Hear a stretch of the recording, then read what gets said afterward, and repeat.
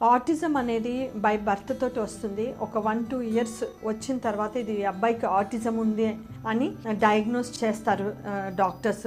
అయితే మీ బాబుకి ఏ level of autism ఉందో నాకు తెలియదు. అంటే మైల్డ్ ఉండొచ్చు, మోడరేట్ ఉండొచ్చు, సివియర్ ఉండొచ్చు.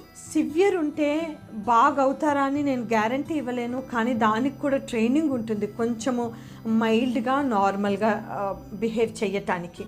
కానీ అన్ని క్యారెక్టర్స్ అబ్సల్యూట్ నార్మల్ రాగా అవుతారని నేను ప్రామిస్ చేయలేను.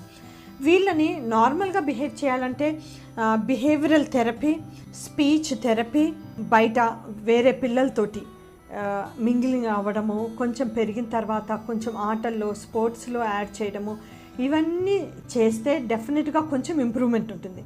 ఫుల్ ఆటిజం తీసేయలేము, అది కొంచెం ఇంప్రూవ్మెంట్ అయితే చూడొచ్చు సివియారిటీలో. అదే మోడరేట్ ఆటిజం అయితే దీనికి కూడా ట్రైనింగ్ తోటి డెఫినెట్గా కొంచెం వరకు బెటర్ అవుతారు. అది కూడా behavioural speech therapy are very important. ఈ రెండు చేసిన తర్వాత మెడిసిన్స్ అవసరమవుతాయి బిహేవియర్కి, కాన్సన్ట్రేషన్కి, వాళ్ళ నెగటివ్ యాటిట్యూడ్కి ట్యాబ్లెట్స్ కూడా యాడ్ చేస్తే కొంచెం బెటర్ అవుతాయి.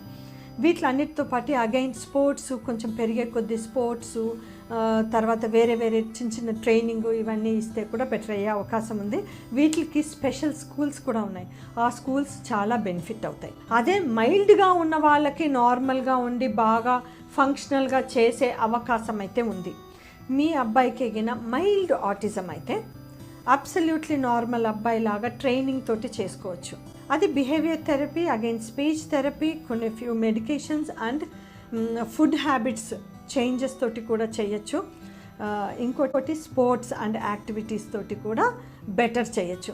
ఇది మీరు psychiatrist and child psychologist constant రివ్యూలో ఉంటే ఇంప్రూవ్మెంట్కి అవకాశం ఉంటుంది.